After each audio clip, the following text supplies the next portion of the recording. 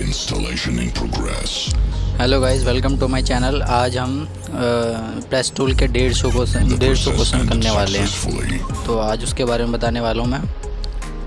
तो guys let's see वो 150 question कौन कौन से देखते हैं।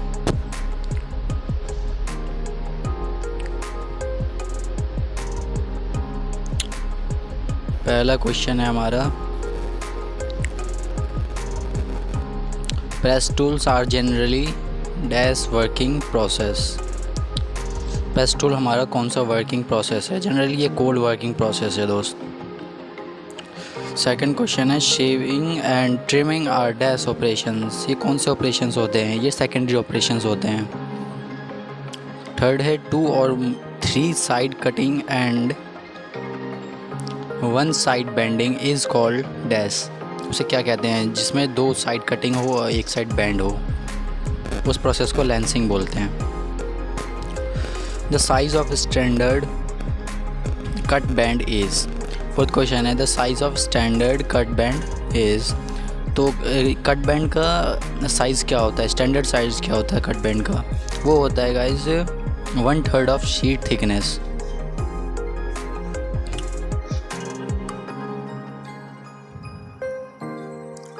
The space per side between the punch and die is called dash. The space per side between the punch and die is called dash. Guys, space between the die and punch, die और punch के बीच का space कितना होता है per side?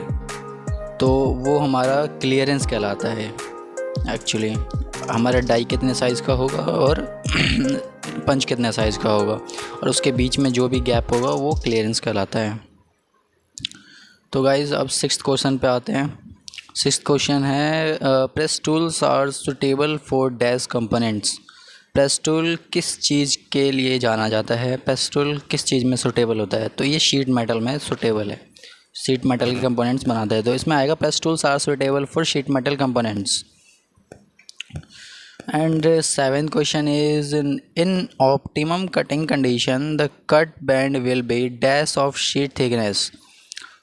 In optimum cutting condition में cut band will be dash of sheet thickness. cut band जो होगा वो कितना होगा शीट थिकनेस का?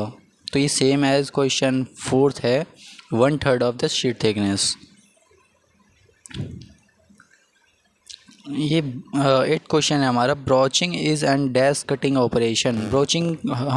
ब्रोचिंग को कौन सा कटिंग ऑपरेशन बोलते हैं? This is gradual cutting operation.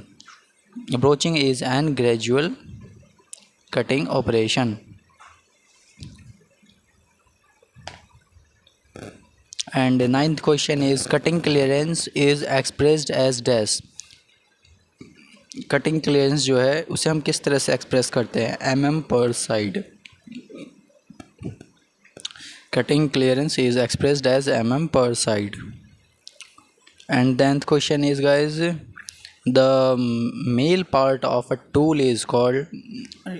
जो भी हमारा प्रेस टूल होता है उसमें मेल पार्ट क्या होता है? पंच होता है ऑब्वियसली, तो आपको भी पता होगा। The male part of a tool is called punch. अब 11th क्वेश्चन है, the operation of cutting desired shape of component with the help of die is called dash. The operation of cutting desired shape of component with the help of die. हमें जो चाहिए shape cutting shape चाहिए हमें die के help से, तो उसे हम क्या बोलेंगे? उसे हम बोलेंगे blanking. The operation of cutting desired shape चाहिए हमें एक शीट मेटल में से डाई के हेल्प से, तो हम उस शेप निकालेंगे, तो वो हमें उस प्रोसेस को ब्लैंकिंग बोलते हैं। अब 12th क्वेश्चन है, इसमें आएगा 11th में, the operations of cutting desired shape of component with the help of die is called blanking.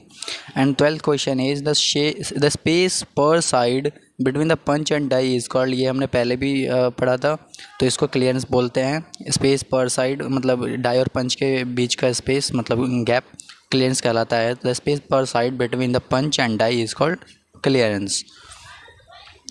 Now next question guys, The 13 number question is the plate which holds the punches is called, वो उस plate को क्या कहते हैं जो पंच को hold करता है? That is called punch plate. नाम से ही पता लग रहा होगा आपको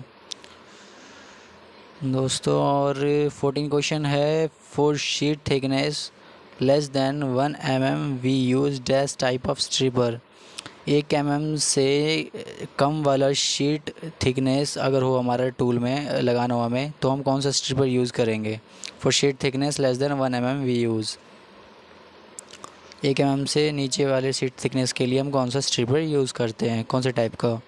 तो वो है फ्लोटिंग टाइप या फिर स्प्रिंग लोडेड स्ट्रिपर, दोनों में से कोई सा भी. And 15 question is cutting clearance can be calculated by the formula dash. Cutting clearance कौन से फार्मूला से हम कैलकुलेट करते हैं? तो उसका फार्मूला है C/2 is equals to 0.01 into में x. सो Fs इंटू में t, वो मैं आपको लिख के बता दूंगा, ऐसे समझ में नहीं आएगा. अब आपका ये 16th क्वेश्चन है, shear strength of material is expressed in dash. Shear strength, material की शेयर स्ट्रेंथ किस तरह से हम एक्सप्रेस करते हैं, उसकी यूनिट क्या है? kg/mm². 17th क्वेश्चन है, punches that performs both cutting and non cutting operation are known as dash punches. वो पंच का नाम बताओ जो कटिंग और नॉन कटिंग ऑपरेशन दोनों ही करता हो. तो हाइब्रिड पंच होता है वो, जो कटिंग और नॉन कटिंग ऑपरेशन दोनों कर सकता है.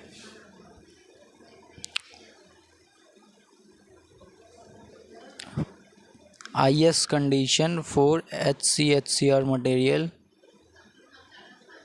Is given by. IS condition इस मटेरियल के लिए क्या होगा? IS कंडीशन इसमें होगा T215 CR12 W90.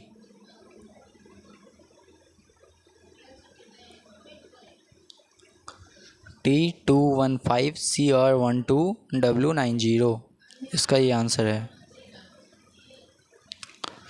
अब नेक्स्ट क्वेश्चन पे चलते हैं, 19th क्वेश्चन पे. 19th क्वेश्चन है, for sheet thickness less than 1 mm we use dash type of stripper. ये हमने पहले भी किया था, तो इसका आंसर है फ्लोटिंग और stripper type, spring loaded stripper. And 20th question है, slender punches are supported with dash for performing efficient action. Slender punches जो होते हैं वो किस चीज़ के सपोर्ट में रहते हैं? कोई भी काम करने के लिए उनके पास किस चीज़ का सपोर्ट होता है? उसका नाम है क्विल्स कहते हैं उसे.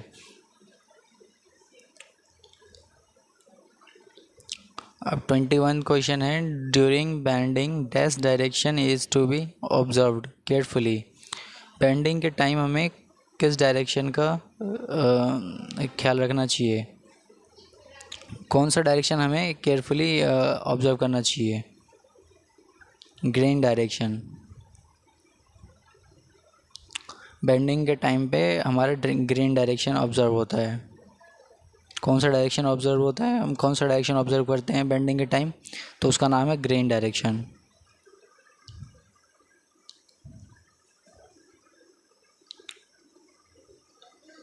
बाईसवां क्वेश्चन है, dash are used to remove components from compound dies. Dash are used to remove components from compound dies. Compound dies से कंपाउंड डाइज जो होता है हमारा, कंपाउंड टूल जो होता है, उसके में से अगर हमें कंपोनेंट रिमूव करना हो तो हम किस चीज़ का यूज़ करते हैं? शेडर्स. उसको शेडर्स बोलते हैं, इससे हमारा कंपोनेंट निकलता है, जिसके सपोर्ट से. The curved neutral plane of the bend area is called dash. The curved neutral plane of the bend area is called. जब बैंड एरिया जो हम फिगर में आप देखोगे तो उसमें एक न्यूट्रल प्लेन होता है, बीच से एक लाइन जा रही होती है, तो उस को क्या कहते हैं? Curve neutral plane of the bend area को क्या कहते हैं? उसको कहते हैं bend allowance, that is called bend allowance. And CRGO stands for, CRGO का मतलब क्या होता है? इसका फुल फॉर्म क्या है? इसका फुल फॉर्म है cold rolled grain oriented, cold rolled grain oriented. So guys, next question is 25th question is the outer layer of a bent component is subjected to dash stress। हमारा outer layer जो होता है band component का, उसमें कौन सा stress use हुआ होता है? तो उसमें टेंशन स्ट्रेस होता है, and that stress is called tension stress।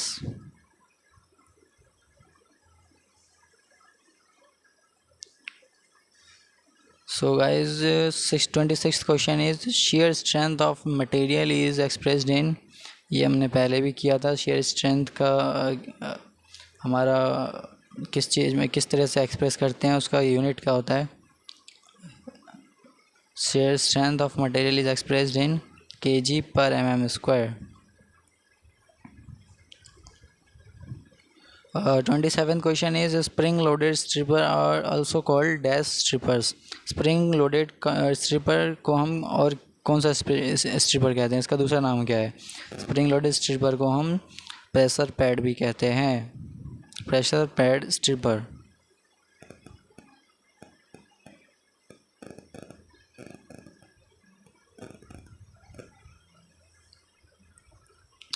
अब 28th question is wrinkles are formed when the blank holding forces is dash। जब हमारा wrinkles फॉर्म होता है किस पे? wrinkles are formed component पे। wrinkles are formed when the blank holding force is, हमारा blank holding force जब क्या होता है तो हमारा wrinkles फॉर्म होता है, झुर्रियाँ बनती हैं हमारे कंपोनेंट्स पे। अगर हमारा फोर्स ज़्यादा होगा टूल में तो हमारा रिंकल्स फॉर्म नहीं होगा। हमारा फोर्स कम होने की वजह से कंपोनेंट्स पे रिंकल्स आ जाते हैं। रिंकल्स यानी कि झुर्रियाँ। तो झुर्रियाँ हमारी किस वजह से आती हैं? वो अगर हमारा फोर्स कम हो तो इसका आंसर होगा wrinkles are formed when the blank holding force is less. जब हमारा ब्लैंक होल्डिंग फोर्स कम होता है तो कंपोनेंट्स पे झुर्रियाँ आ जाती है। So guys, next question is the most favorable condition for a band exists when the axis of band is dashed to the grain direction। The most favorable condition for a band exists when the axis of band is perpendicular to the grain direction।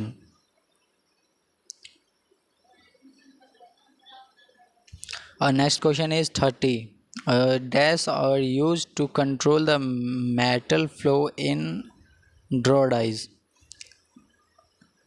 Dash are used to control the metal flow in draw dies। draw dies में metal flow किस वजह से control होता है? क्या चीज़ use करने पे? Draw beads के द्वारा हमारा मेटल फ्लो कंट्रोल होता है। Corner setting is a method to prevent dash. Corner setting एक मेथड है किस चीज़ को प्रिवेंट करने के लिए? वो क्या चीज़ है जिसको प्रिवेंट करने के लिए कॉर्नर सेटिंग मेथड यूज़ किया जाता है? तो आंसर है इसका स्प्रिंग बैक को प्रिवेंट करने के लिए, कंट्रोल करने के लिए हम कॉर्नर सेटिंग करते हैं, कॉर्नर सेटिंग मेथड यूज़ करते हैं। Next 32 question is during bending operation dash remains unaffected. ये बैंडिंग ऑपरेशन के टाइम हमारा क्या सेम रहता है, उसको अफेक्टेड नहीं होता, उसमें कोई फ़र्क नहीं पड़ता। वो है हमारा नेचुरल एक्सिस या फिर हम प्लेन कह सकते हैं उसे। Next question is 33 33 question is full form of OBI। OBI का फुल फॉर्म क्या होता है? Open back inclinable. OBI का फुल फॉर्म है ओपन बैक इंक्लिनेबल। अब 34th क्वेश्चन है the components produced from dash will have burrs on only one side of the component. Components produced from कौन से tool से प्रोड्यूस होगा जिसमें बर एक ही साइड में होगा कंपोनेंट के, वो कौन सा टूल है? तो क्वेश्चन नंबर 34 का है ये, और इसका आंसर है the component produced from dash will have burrs on only one side. एक साइड ही बर होगा कंपोनेंट के, वो कौन से टूल में प्रोड्यूस होगा? वो कंपाउंड टूल में प्रोड्यूस होगा गाइस। कंपाउंड टूल में जो भी कंपोनेंट प्रोड्यूस होता है उसमें बर एक ही साइड में होता है। Cutting force can be reduced by dash on the face of the punch. Cutting force can be reduced by dash। किस चीज़ से हमारा कटिंग फोर्स रिड्यूस हो सकता है? On the face of the punch, punch पे। तो वो है हमारा प्रोवाइडिंग शेयर एंगल। अगर हम शेयर एंगल प्रोवाइड करेंगे तो हमारा कटिंग फोर्स कम लगेगा। किसके द्वारा? पंच के द्वारा। तो शेयर एंगल क्या होता है? वो एक रिलीफ एंगल हम बनाते हैं नीचे, जब कंपोनेंट नीचे गिरता है तो उसी को ही शेयर एंगल कहते हैं गाइस। उससे हमारा क्या है कि हमारा पंच फटाफट कंपोनेंट्स निकालता है, उसमें फोर्स भी ज़्यादा नहीं लगता है, कटिंग फोर्स। तो 36th question is during bending operation the inner layers are subjected to dash. Bending operation में the inner layers are subjected to, inner layer को इनर लेयर 36th क्वेश्चन है during bending operation the inner layers are subjected to. Inner layer जो हमारा bending में क्या होता है? Compression. वो कंप्रेशन से रिलेट करता है हमारा inner layer during bending operation. Bending operation में इनर लेयर जो है हमारा कंप्रेस्ड होता है। 37th क्वेश्चन है during bending operation dash remains unaffected. वो सेम क्वेश्चन है जो हमने पहले किया था, during bending operation dash remains unaffected. तो ये हमारे नेचुरल एक्सिस या फिर प्लेन। 38th क्वेश्चन है the full form of CRCA is. CRCA का फुल फॉर्म क्या होगा हमारा? इसका ये भी पहले ये नहीं था हमारा, पहले था CRGO। CRGO का फुल फॉर्म था, ये CRCA। तो CRCA का फुल फॉर्म क्या होगा? Cold rolled closed annealed. Cold rolled closed annealed.